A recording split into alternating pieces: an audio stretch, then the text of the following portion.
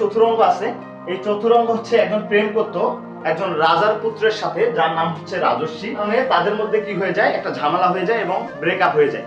রবীন্দ্রনাথ ঠাকুরের যে উপন্যাসগুলো আছে, এই উপন্যাসগুলো তোমরা কিভাবে একটা টেকনিকের মাধ্যমে মনে রাখবা, আজকে সে একটা টেকনিক দিব।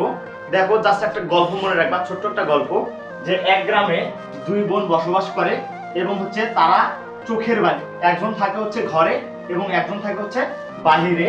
জাস্ট মনোযোগ দিয়ে গল্পটা শোনো। এবং হচ্ছে একজনের নাম হচ্ছে গোরা, একজনের নাম চতুরঙ্গ। তারা হচ্ছে দুই বোন। এখন এই যে চতুরঙ্গ আছে, এই চতুরঙ্গ হচ্ছে একজন প্রেম করত একজন রাজার পুত্রের সাথে, যার নাম হচ্ছে রাজস্বী। এই রাজস্বীর সাথে হচ্ছে চতুরঙ্গ প্রেম করত। কোনো কারণে তাদের মধ্যে কি হয়ে যায়, একটা ঝামেলা হয়ে যায় এবং ব্রেকআপ হয়ে যায়। তাদের মধ্যে আর কোনো যোগাযোগ থাকে না, অর্থাৎ ব্রেকআপ হয়ে যায়।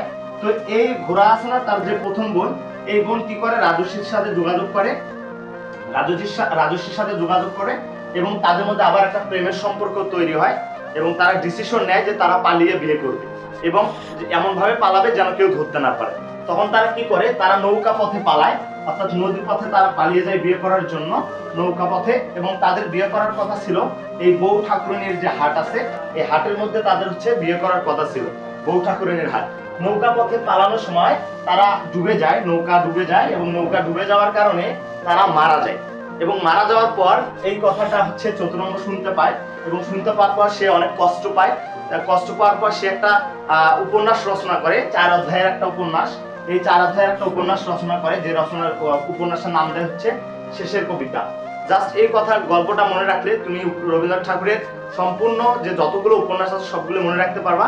আরেকবার বলে দিচ্ছি, যে হচ্ছে দুই বোন, একজন থাকতো ঘরে একজন থাকতো বাহিরে, তারা পরস্পর ছিল চোখের বালি। একজনের নাম ছিল গোরা, আরেকজন হচ্ছে চতুরঙ্গ। এই চতুরঙ্গ প্রেম করতো রাজার পুত্র রাজস্বীর সাথে এবং তাদের মধ্যে ব্রেকআপ হয়ে যায়। ব্রেকআপ হওয়ার পর এই যে ঘোড়া, এই ঘোড়া হচ্ছে রাজস্বীর সাথে যোগাযোগ করে তাদের মধ্যে একটা প্রেমের সম্পর্ক তৈরি হয়। তারা ডিসিশন নেয় যে এবার আর ভুল হবে না, তারা পালিয়ে বিয়ে করবে। তো তারা পালায়, নৌকা পথে পালায় এবং তারা ডিসিশন নিয়েছিল যে বউ ঠাকুরানীর হাটে তারা এখানে বিবাহ বন্ধনে আবদ্ধ হবে এই জায়গাটায়। বাট হঠাৎ করে নৌকা ডুবে যায়, নৌকা ডুবে যাওয়ার কারণে তারা দুইজনে মারা যায়। এবং এই কথাটা যখন চতুরঙ্গ জানতে পারে, সে অনেক আঘাতপ্রাপ্ত হয় এবং এক পর্যায়ে সে কি করে, 4 অধ্যায়ের একটা কবিতা রচনা করে, যার নাম হচ্ছে শেষের কবিতা। এটা একটা উপন্যাস, অর্থাৎ 4 অধ্যায়ের একটা উপন্যাস রচনা করে।